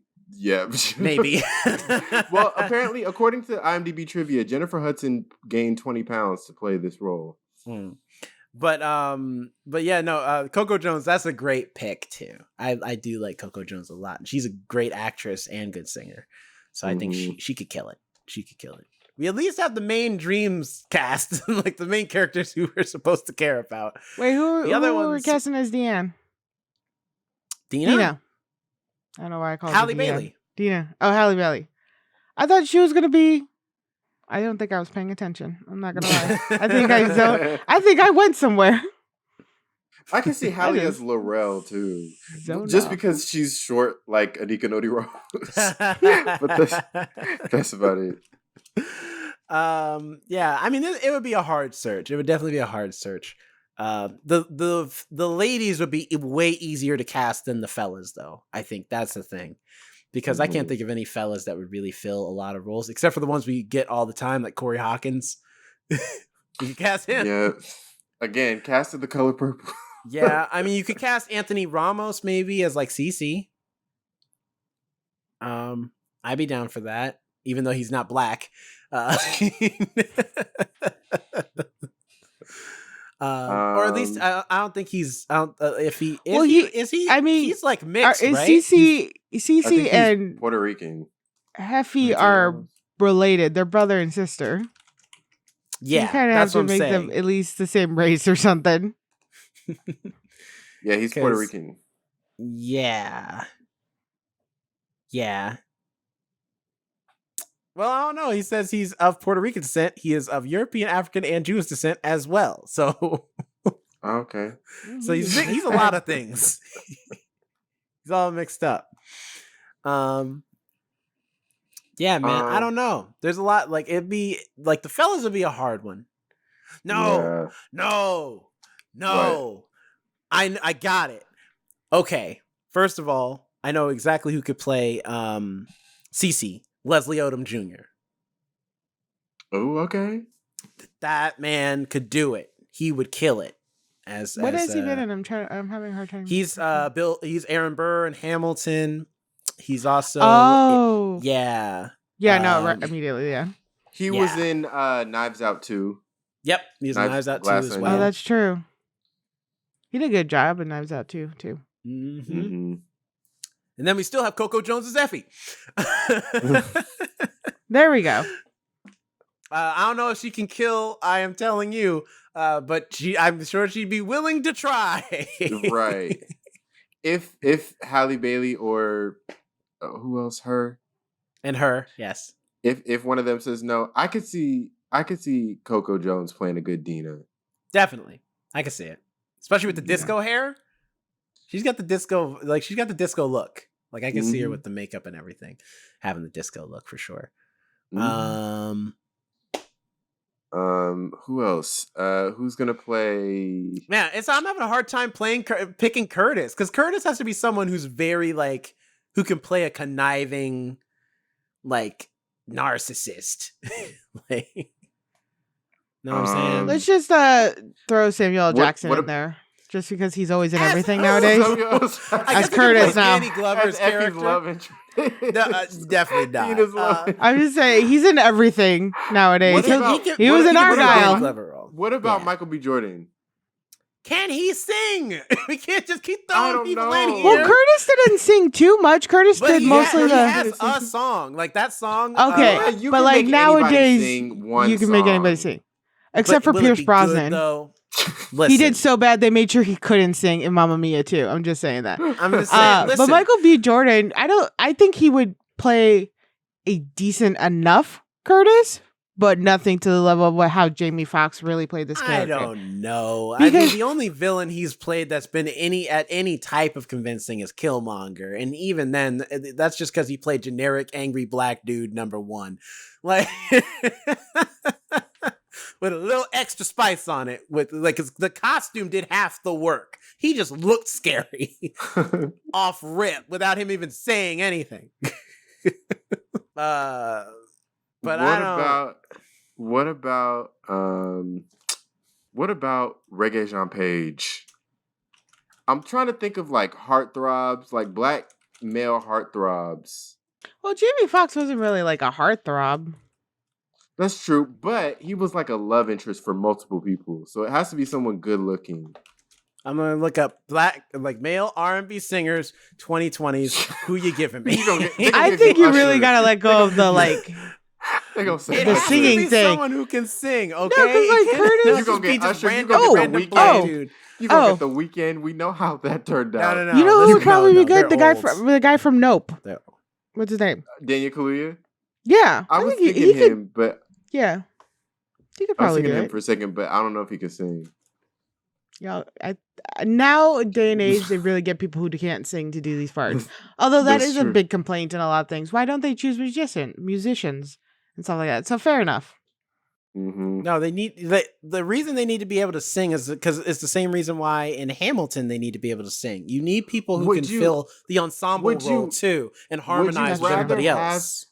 I think with the role of Curtis is less important because he acts. Would you rather have a singer who can act versus an actor who can sing? I would rather have an actor who could sing versus a singer who can act in that role because his role is mostly acting. I got it. I got a brother who I totally forgot about, but could fill the role. Trevor Jackson. Why did I think you were about to say that? But immediate no. Really? You don't like Immediate Trevor no? Jackson? What do you got against Trevor Jackson? He's too like. He is a heartthrob. That is Curtis's For me. role. He's this conniving, like I slimy don't brother. know if He's the type of brother who be in the corners. You know what I'm saying? Rubbing his hands together, like for no reason. Like, listen, you know someone's evil when they Remember rubbing their when hands he- together and ain't no Purell in the middle of them. That Rem- means you evil. Remember when he went viral for his water challenge and how like intense, or his cover of water, and how like intense he was?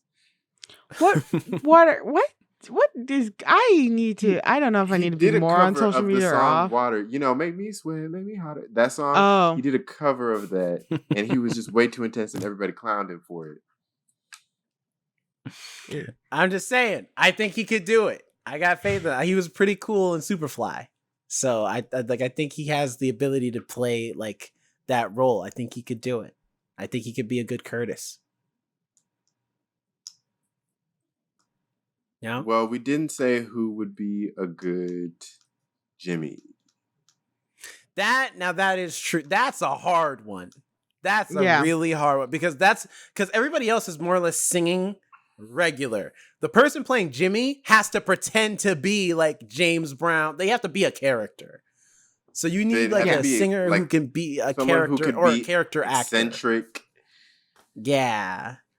That's Kevin difficult. Hart. But also needs to learn how to play that sad No. part because a lot of the songs a lot of the songs he sings has that the sad smooth thing, and that's the reason he didn't want to do it anymore. He's like, I'm tired of being sad or presenting as sad all the time. He wants to be Jimmy with soul.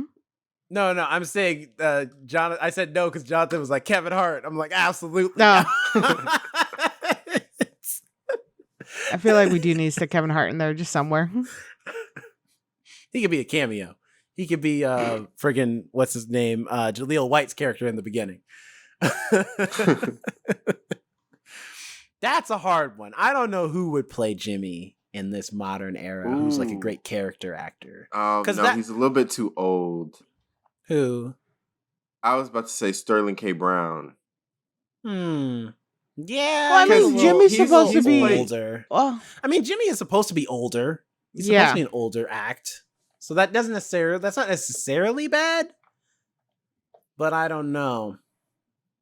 But it's like, you think about, especially Eddie Murphy, the way he played it, like, he had the whole package. He's a person who can be a character actor, and he can sing in the tone that is like the like classic James Brown-esque vibe. I can kind of see Sterling Mhm. K. Brown as like Curtis, because I've seen him in Yeah. certain things where he shows his anger, and that like where he's like I forget where it was where he like was saying something. He got really angry, like spit was coming out of his mouth and everything. Like the intensity of the argument, he was really good. I just wish I remember from what, but like he can have that intensity while still appearing like a really cool, like just listen to me, it's gonna be all okay style going on. What about David Diggs? Maybe I can see it. The man, he does have character chops. Like he can do the voices He did and sing Sebastian at the same time. in Little Mermaid.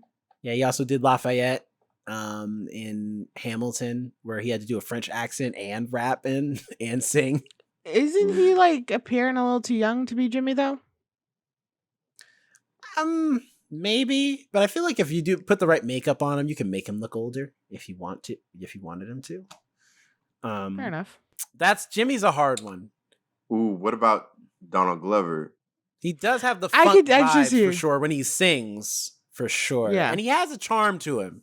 Like just watching Mr. and Mrs. Smith, he's got a charm to him. Like he's got a charm. For sure. Yeah, When watching that has wants made me to be. appreciate him as an actor. Yeah, well, that's Oh, the I've been first meaning thing to I've ever watch seen him that. where he's been like a bit of a heartthrob, where you're like, no, I see the appeal. I see all the ladies like him. He's kind of cool. He's mysterious. He's very chill. You know, like I get it. And maybe it's just because we were used to seeing him either play weirdos or playing like goofy characters, that it's like seeing him in the role of Mr. Smith, where he's very like reserved and he's just like, yeah, you know, I'm just a cool guy. You know, wear my sweater, like, and then He- on he top of would that, he's have to, working out. like- He's got the muscles. He would have to keep his like beard a little bit because that does age him. That helps age him. Yeah, And he has the musical chops. We and know he that. does. He does have like a funk. Like the back end of the Childish Gambino stuff was more funk centric, so he can probably. I don't think he'll be able to belt like Eddie Murphy can, but I think he'll still have the same vibe for sure. And he's a character actor. He knows how to play a character, like as like a and be kind of ridiculous and a little more larger than life. So I can see that. Okay, so we have most of our cast because I feel Yeah, like a this is sensible hard. list. The other ones are very small. We don't really need to. It don't really need to matter that much. Who's gonna be Jaleel White's character? Kevin Hart. There we go. That's how we stick him in there.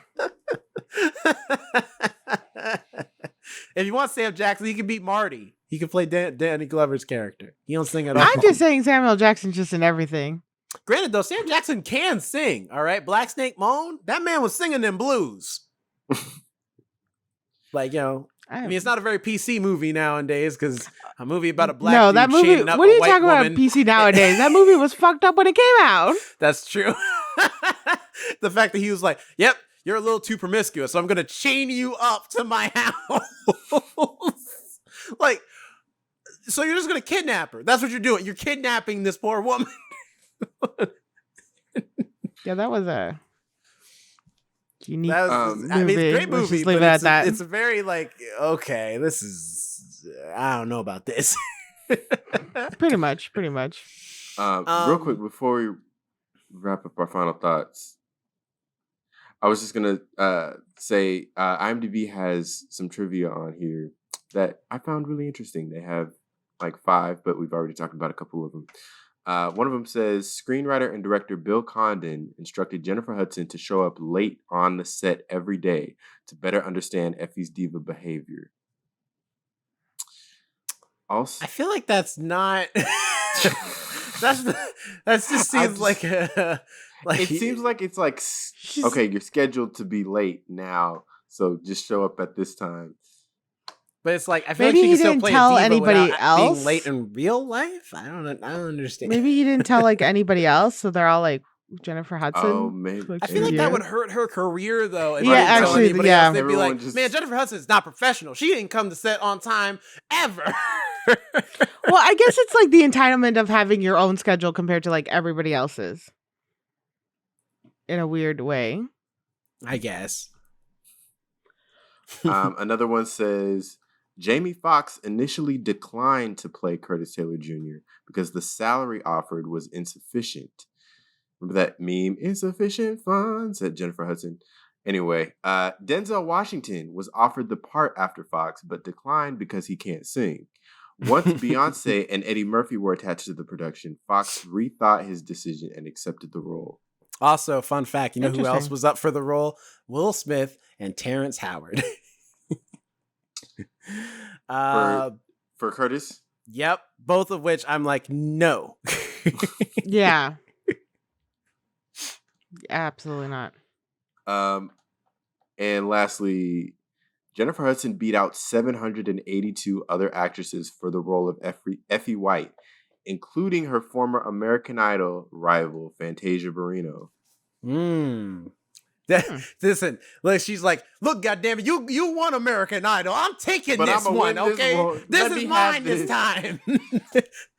No, you sit down because you don't deserve this. like you already got yours. I need to get mine. You can't black out a whole nother city to get me out of here in this one. Also another And one why'd they have to call her American Idol rival? because What if technically she was. Why- they couldn't they say both competitor? couldn't win. One of them had to win and one had to lose. Although the fun thing about Cece, R&B star Usher was to have been cast as CC White, but contract negotiations failed. Usher was unable to dedicate half a year to the project. Andre 3000 of Outkast was also offered the role, but declined. After briefly considering R&B singer Omarion, singer/actor Keith Robinson was eventually cast in the role. I love that they went to like so many different people, because CC doesn't have a big role in the movie. Yeah. So really any moderately good singer could fill the role. But like the fact that Omarion, Usher, I can't see any of them playing that role. Maybe Andre at the time. Especially Usher at the time he was far too big to play such a, I want to say insignificant role, but a role that was such behind other characters. And he didn't have the acting chops, I feel like. Not that CC's character needs the major acting chops. But has Usher been in any movies, like as an actual actor? Mm-hmm. At that point, he had been in a couple, but most of them, it was just like the movies he had been at that time were just like, and it's me, Usher. Handsome. Well, that's what I'm saying. He hadn't really become an actor for real, like someone like an Andre, who I think at that point had did Wild Wild with Big Boy. I think. I'm not sure. I don't know when Wild Wild came out. But and Omarion had only done You Got Served at that time, I think. Which maybe one day we'll review on this podcast, because that's also a Black classic. But wow. Okay, I'm in that same article, Jerome, where it talks about the most crucial casting decision, Effie White.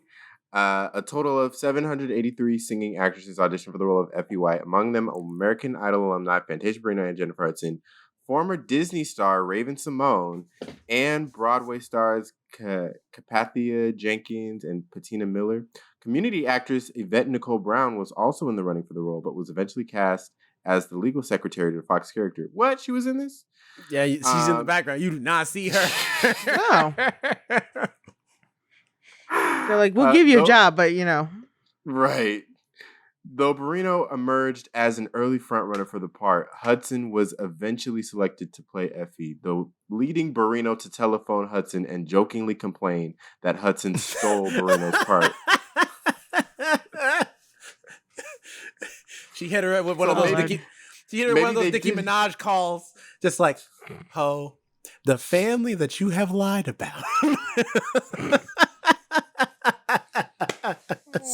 Oh, So maybe that conversation that we mentioned earlier actually did happen. Yeah. I think they have probably a fun combative friendship when it comes to stuff like that, of like you took my, like, for real, girl, you gonna take my role?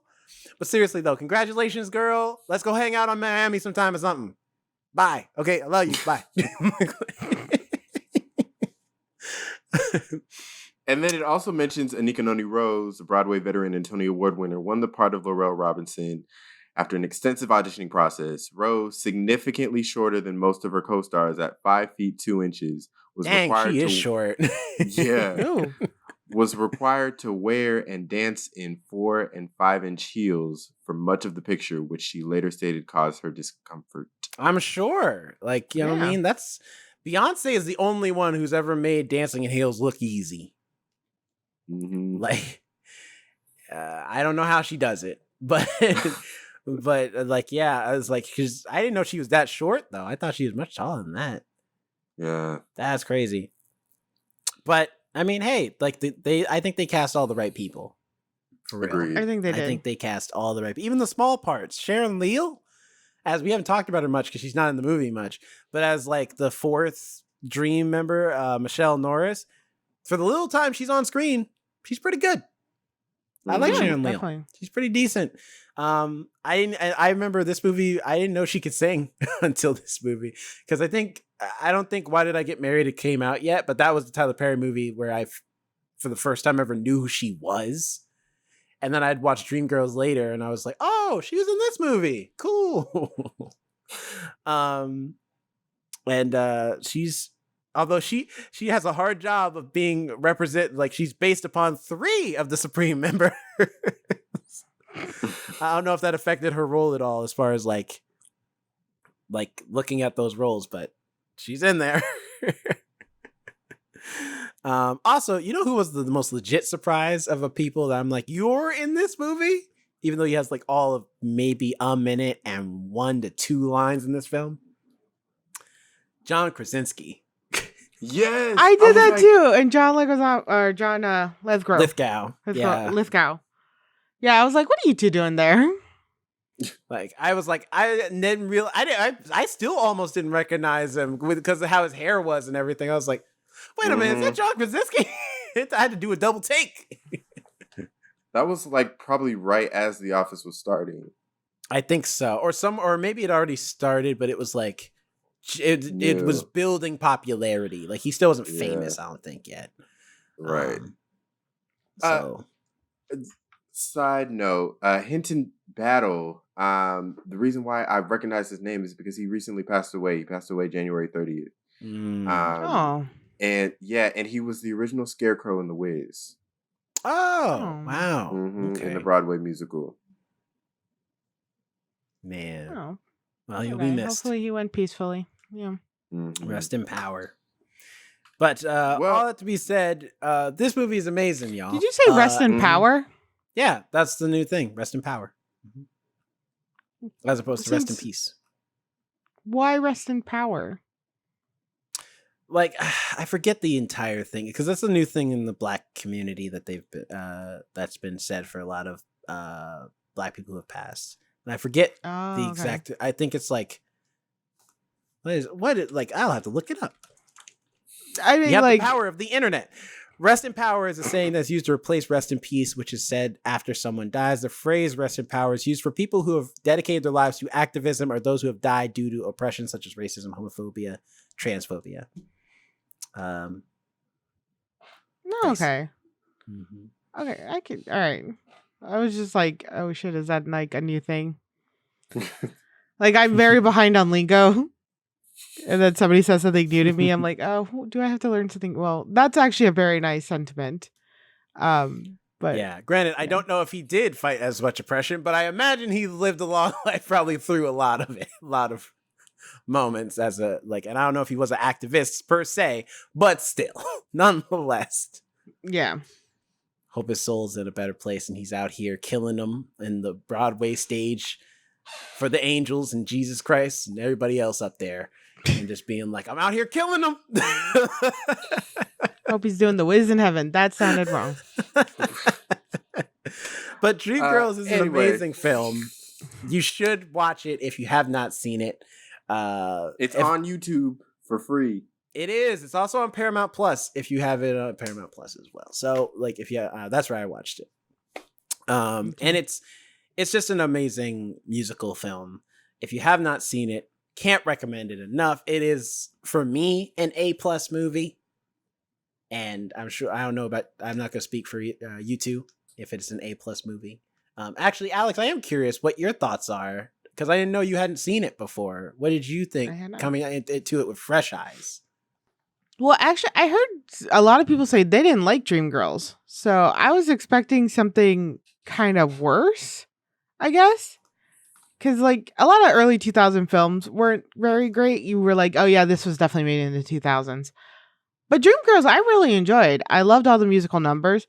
I felt like at the beginning, there was, like, one musical number after another. I felt that was a little crammed when they first started because it was literally everything was just another song, another song, another song. Like, there was no talking, like, whatsoever. But, like, after they got, like, basically, that one song, hold on, Step Into the Bad Side, the music started getting a little more spaced out. And then it started feeling like a better pace. It stopped feeling so rushed. It started, feeling like it felt like good, and I was able to watch it a little more comfortably. So I thoroughly enjoyed it. I think this is definitely like an A movie and something that shows the range of people singing, especially Jennifer Hudson. I swear, every time. I learn how beautiful her voice is every single time. And it also shows how well singers can actually hold back their voice too, like what we said with Beyonce, and how much control they have over their voices It's pretty like cool to look at from like an analytical point too, as well as like the costume designs are gorgeous, very faithful to the periods they were in, and just I think all around it was a good movie, and I'm not sure why so many people disliked it or why I've heard so many bad reviews on it. I think it was great. Dreamgirls is great. Side note, I did not realize that DreamWorks is one of the production companies responsible for this movie. I thought they only did animated stuff.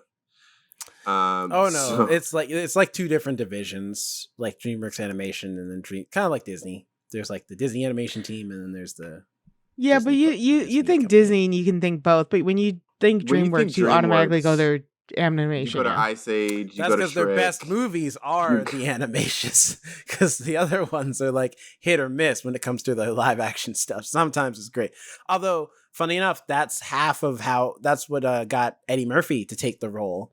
Was Jeffrey Katzenberg, who's one of DreamWorks co-founders, pitched the role to him and convinced him to take the role of Jimmy Early. Yeah.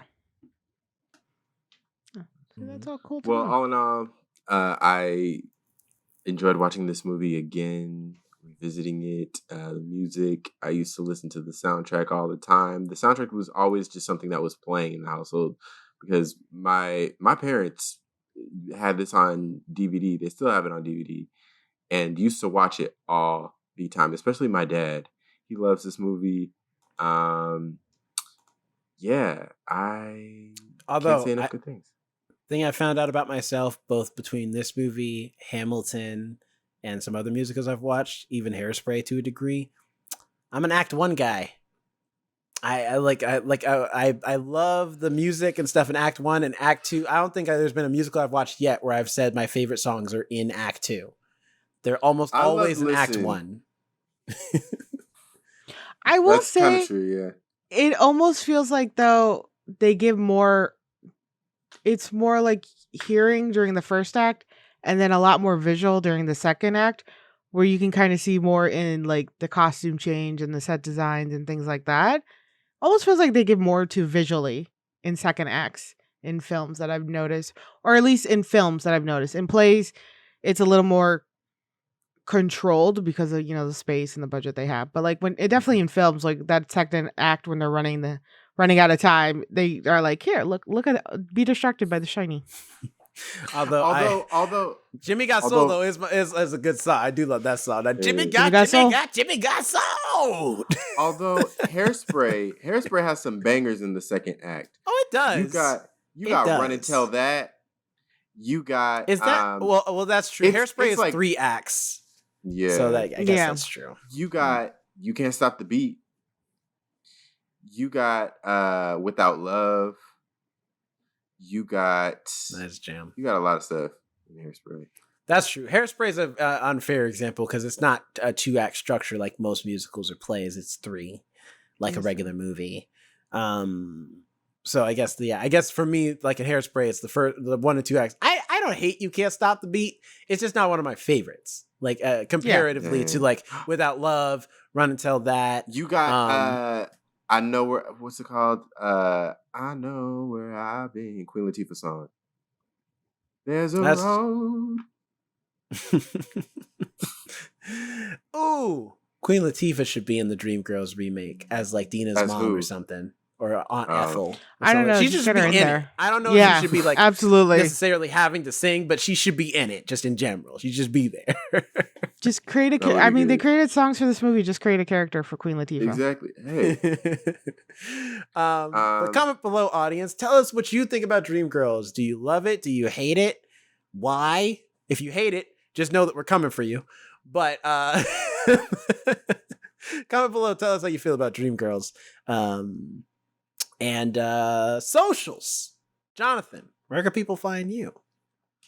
You can find me at Jonathan Keys on Twitter, Instagram, wherever you please. You can follow us at The First Ones to Die on all your favorite social media platforms. You can email us, thefirstones2die@gmail.com. If you're watching us on YouTube, please give us a like and subscribe. And if you're listening to us on audio, your favorite podcast platform, please give us 5 stars and a review. We would greatly appreciate it. Jerome, where can people find you? You can find me at Not Jerome Rhett on Instagram, and also check out the YouTube channel for extra content that you cannot get on any of the audio streaming platforms. Stuff like mini reviews, book reviews, gaming content, vlogs, other things that we are posting up there, and also visual versions of all of the podcast episodes, so you can see all three of our lovely faces. And some stuff does go down visually. Sometimes we be sharing screens. Sometimes we do trivia rounds that require you to have to look at pictures or read the stuff. So you're gonna want to go on over to the YouTube channel if you want to get the full First Ones to Die experience. So what you're gonna have to do is go on over there, subscribe, like, favorite, share, and hit that notification bell so you don't miss when we drop some new stuff. All right, go ahead and do that. Do it now. Alex, where can people find you? Sorry, I just got off work earlier, so When you're not yawning. my bad. Long ass day. You can find me at Alex and Nobody on TikTok and on Instagram, and you can also find me at the First Ones to Die TikTok, where I post little clips of episodes we have done and future episodes and things we're going to do, and just random shit I'm doing because I get bored. So. Yep. Tune in next week for something. For something. I'm working on it. It's coming. Yeah, so tune in next week, I audience. wouldn't have known what we were doing next week anyways. It's a legit surprise, and you're not going to want to miss what it is. So tune on next week. We can't wait to see you there. But until then, have a good night, good morning, good evening, or whenever you're watching this, and we will catch you for the next one. Bye. Bye. Bye.